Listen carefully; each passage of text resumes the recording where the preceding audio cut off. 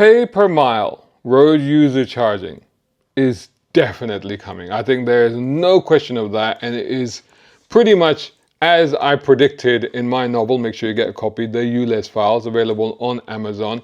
And in this book, it's called the ULEZ Files, but it's actually set 3 years after the introduction or the expansion of the last ULEZ zone, and with the announcement that pay per mile road user charging, has been confirmed. And that's when the action actually kicks off. And the year that's predicted is 2026. But 2026 is what I predicted in the book. It might just actually happen sooner than that. We might be talking next year, because there seems to be growing pressure on the government, on the current government, to introduce it. Who's giving the pressure? Why are they doing this? I'll tell you everything right after this. A brown car guy.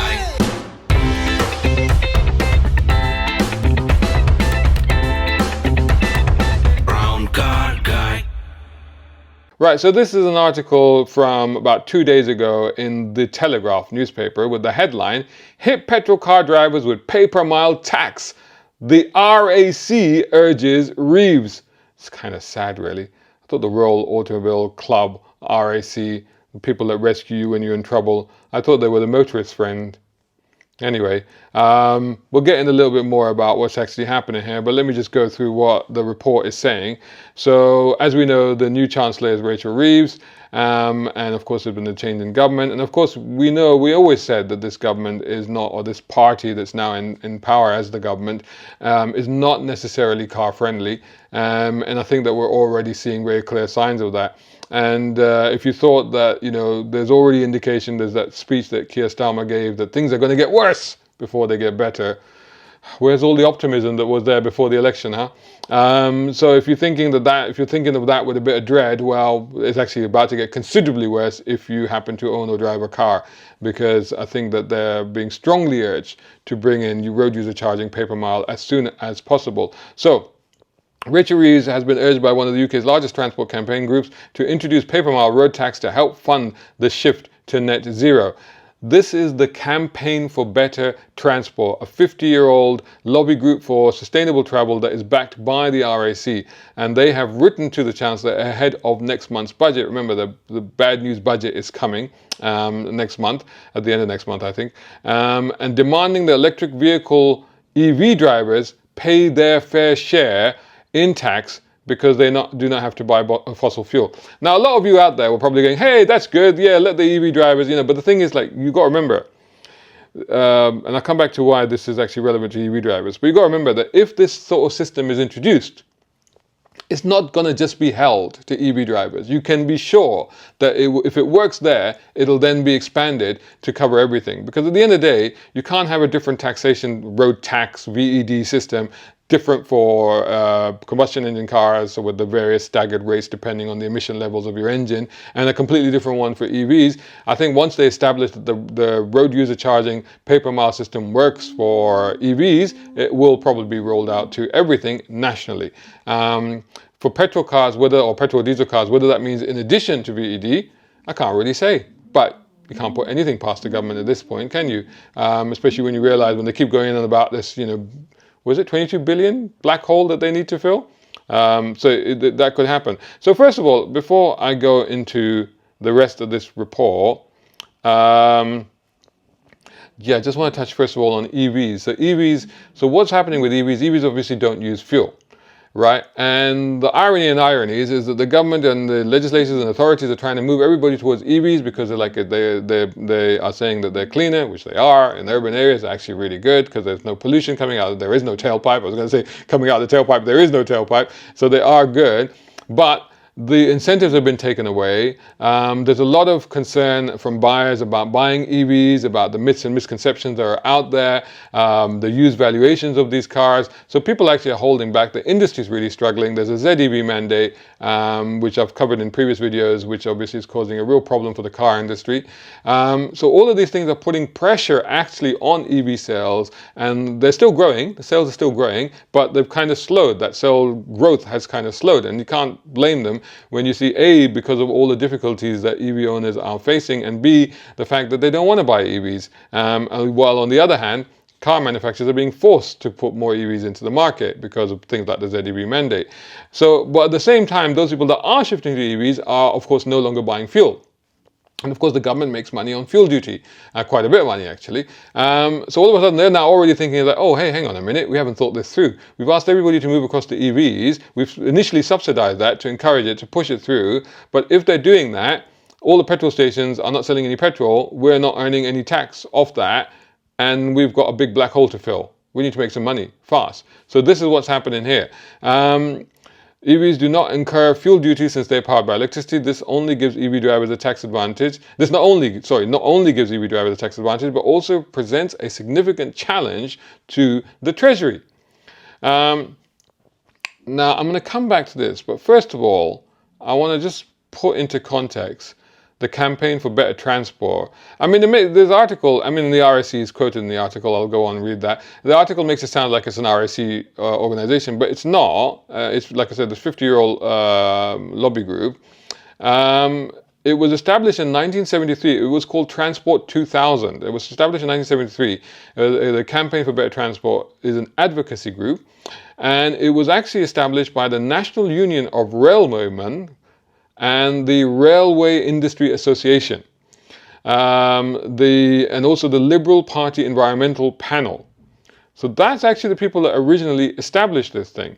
And, it's had people like chairmen like Michael Palin has been chairman, I think he's president of it and stuff like that.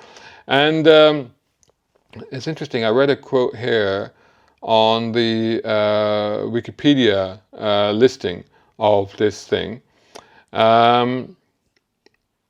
The creation of the group was described in March 1973 as yet another transport pressure group that has appeared on the scene, known as Transport 2000. It has the backing of railway and environmental sections of the community.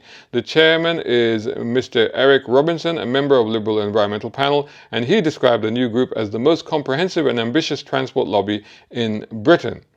Right, so this thing... it's a registered charity, actually, by the way. In 2005, this organization criticized Top Gear. 2005. And it said that it was, this is a quote, it said it was irresponsible, outdated television designed to give comfort to boy racers, petrol heads, that's in quotation marks, and those from the get out of my way school of driving. Wow, that's a bit mean, isn't it? So clearly, these are not friends of the motorists. In fact, if you go to their website and you go into transport, you click on cars and you scroll down there, and it said, for the millions of people who do not have access to a car, mainly older and younger people, disabled people, and those on lower incomes, a society built around the car means they can end up neglected and excluded. That's a weird thing to say, because all of those people still need a car to get around. They may not own a car, they may not drive a car, but they will still be using a car to get around. So it's a very strange sort of narrative. The car is there to serve everybody. Whether you own it or not, whether you drive or not, you will at some point use a car. But they go on to say, car dependency damages communities, affects our quality of life, and has huge environmental consequences. We urgently need to address car culture and give people more choice about how they move around. Well, the choice I'd like, thank you very much, if you're going to give me more choice, is to use my car. Car dependency damages communities. No, cars have built communities. That's what cars have done throughout the history of the car for the last 130 years. Affects our quality of life. Yeah, improves it. It gives you the freedom to travel where and when you want, to go and get stuff, to go to the shops, whatever, do what you need to do. Has environmental consequences? Yes, definitely. Agree with that. Does have environmental consequences, but those are being addressed. Cars are better, cleaner, more efficient. Even the combustion engines are better than they've ever been. And EVs will certainly play a role in improving things. So let's not demonize the car. Let's improve it. This is how it should be. But even on their website, in the next bit, the next headline is pay as you drive.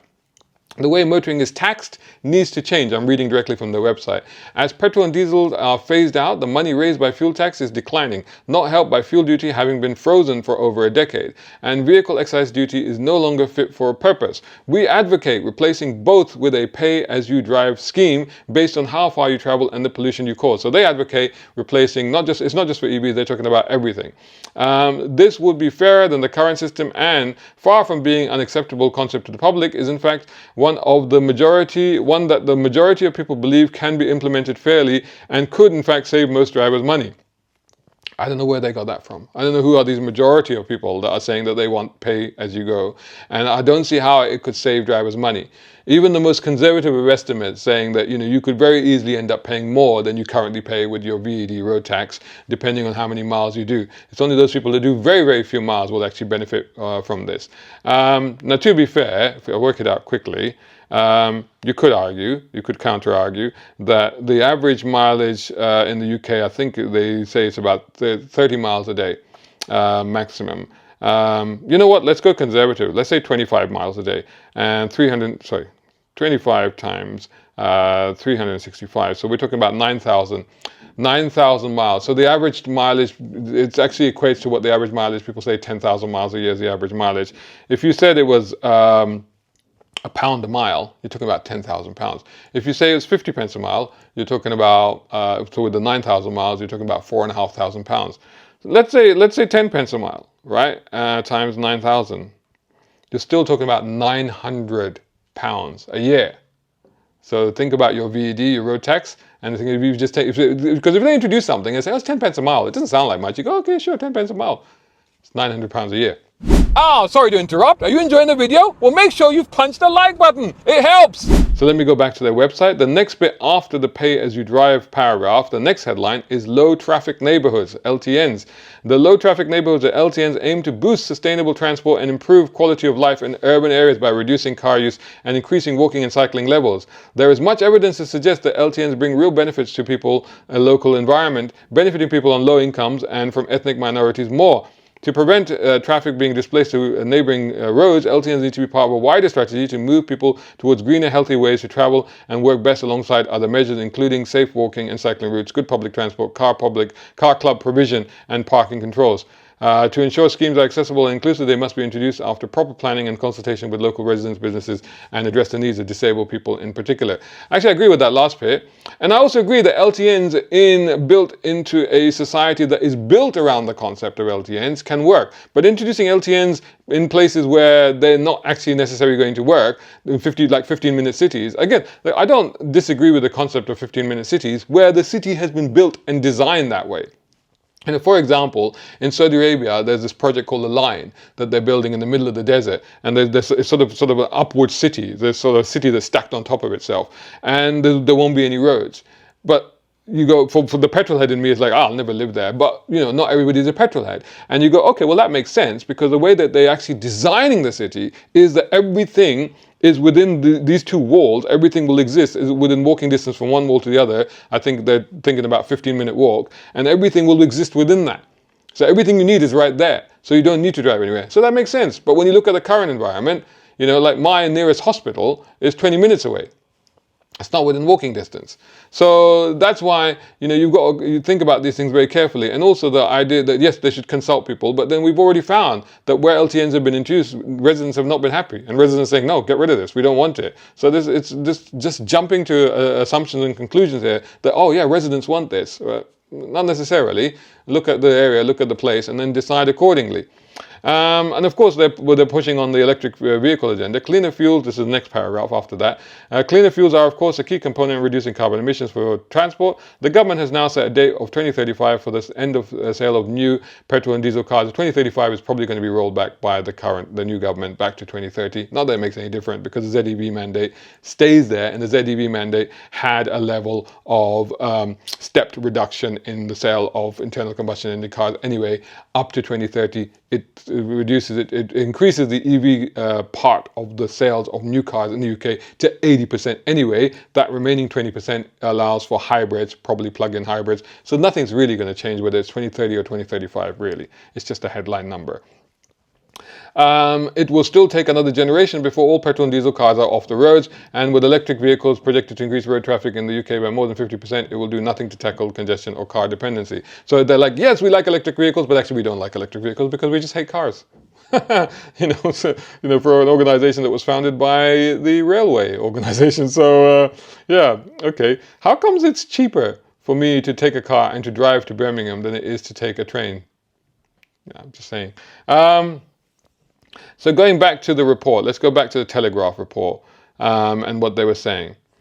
Right, so let's pick up on where I left off. So this is now where it goes. The article then goes to the RAC. So according to the RAC, fuel duty revenue will fall by £5 billion over the next decade as the country shifts to EVs, the same amount of funding Britain spends on motorways and A roads each year.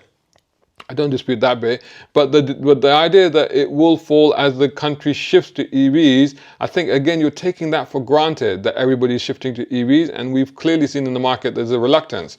So unless there's a massive increase in the technology, which is coming, batteries are going to get much, much better, especially when solid-state batteries arrive. So I reckon like by next year, end of next year, 2026, we're going to start to see solid-state batteries. I think that's going to be a game changer. EVs are getting really good. They're getting better and better with every iteration. So there's a good argument for a lot of people to switch into EVs. And even now already, it could be the right car for a lot of people. But it's not right for everybody at the moment. We'll get there, but at the end of the day, I think there'll always still be room for fossil fuel cars as well. But they're assuming that everybody's shifting across. That's the assumption here. The Campaign for Better Transport said pay per mile tax should be introduced to prevent a black hole in the Treasury's budget. The charity said the tax should be charged on all cars, not just EVs, but could be tiered so that petrol and diesel-powered vehicles pay a higher rate. Great. Simon Williams, head of policy at RAC, said a pay-per-mile system, so this is Simon Williams, head of policy at RAC, said a pay-per-mile system could be set up according to vehicle emissions, with EV drivers paying the least to further encourage take-up and gas guzzlers paying the most. Such an arrangement would likely prove controversial, given owners of older vehicles would effectively be penalized for not making the switch to electric. This is the article now saying this. A tax on EV drivers, a tax on EV drivers could also prove unpopular for early converts who have spent significant sums of money upfront to buy an electric car with the promise of lower cost to run the vehicles in future. And this is a very good point, because one of the key things that we always say about the advantage of buying an EV is that it's not going to cost you much for charging at home. So I often tell people, I say, look, if you have a home and you have a drive, spend your £300-400 to install a smart charger, get yourself an EV. If your commute is less than 100 miles a day, you can charge at home. I think it works out to about 3 pence a mile, and do all your work, everything that you need to. Come home, just plug it in again, and actually your motoring is then costing you effectively nothing. And servicing is cheaper on these cars because they don't need oils and all the fluids and stuff like that. So the only thing they need is like even the brakes. They don't use them as much, but then sometimes the brakes seize, because with EVs people are not using the brakes because of the regen. Although the latest EVs I've seen have started removing the one pedal system, and a lot of mechanics do encourage EV owners to occasionally use the brake pedal to make sure that you're not seizing the brakes up. But by and large, maintenance is low and the running costs are low because you're not using fuel. And so if you have a home charger, 3 pence a mile, you're saving a lot of money. Then that's one of the key advantages. So you buy a more expensive EV because it's going to be cheaper for you to drive it, and then they come along and then whack you with tax on the car, pay per mile. So that 3 pence a mile, if we say 10 pence a mile of this road user charging, 13 pence a mile all of a sudden. So Sylvia Barrett of the Campaign for Better Transport said the new Chancellor faces a looming black hole. She can avoid it in a way which is fair and which garners broad public transport. This garners broad public? Who's this broad public that's saying, yes, we want you road user charging? Anyway, continuing the quote. But she should start now, as this issue will only get more pressing. It should be cheaper to drive a zero-emission vehicle than a more polluting vehicle, but it's only fair that these drivers should pay a share, and a pay-as-you-drive model can achieve this. The letter to Ms. Reeves comes as Chancellor prepares to present her first budget on October 30th, so end of month, and next month. Let me just say that, with the whole thing about the ZEV mandate and encouraging people to move to EVs, when you start saying these sort of things, with people already being a bit reluctant to move into EVs, even when it actually will make sense for them, this is not going to help. This is not going to help people wanting to go to EVs, because they'll be like, oh, well, so I'll just stick with petrol then, because I'm going to have to pay anyway. It's kind of like, you're shooting yourself in the foot here a little bit. Calls for pay-per-mile, again, going back to the article, this is the article. Calls for pay-per-mile road tax have been growing ahead of the event, with PwC last month backing the policy. The consultancy predicts the government risks losing out on the £9 billion fuel tax revenues by 2030. This is actually higher than the RAC's forecast. by which point they think that 1 in 4 vehicles on the road will be electric.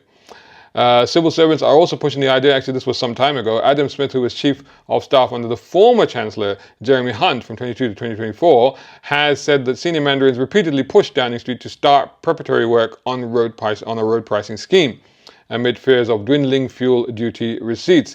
So if you're thinking this is just the Labour government doing this, well actually it was already being talked about and planned under the previous government, because again, they've got to make money off us, and the motorist is always a nice, easy, soft target. When we all stop having cars altogether, where are they going to get the money? Anyway, the Treasury has so far failed to spell out whether it supports a pay-per-mile road tax. They're keeping stump on this, so expect the big shock in the budget. Asked about the issue last month, the spokesperson said the government was committed to supporting our automotive sector as we transition to electric vehicles in order to meet our legally binding climate targets.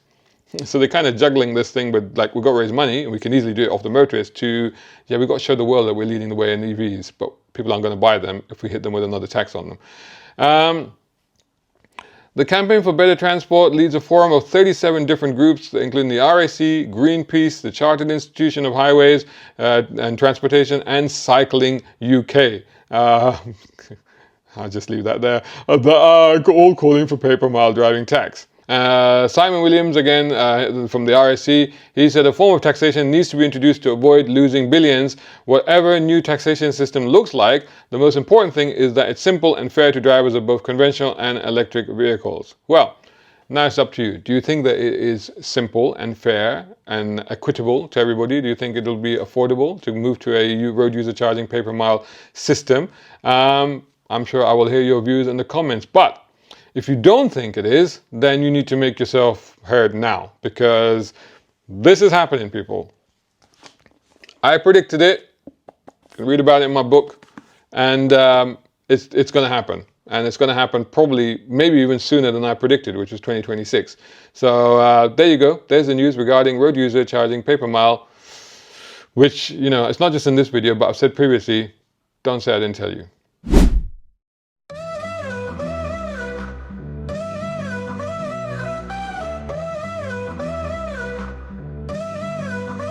Yo, it's Max Turner in the place to be. Murdering journalists, fighting for the city's free. Eleanor Rodriguez got my back in the mix. Secrets of the skill, she's breaking all the tricks. Fox Jackson's on the scene, tech genius supreme.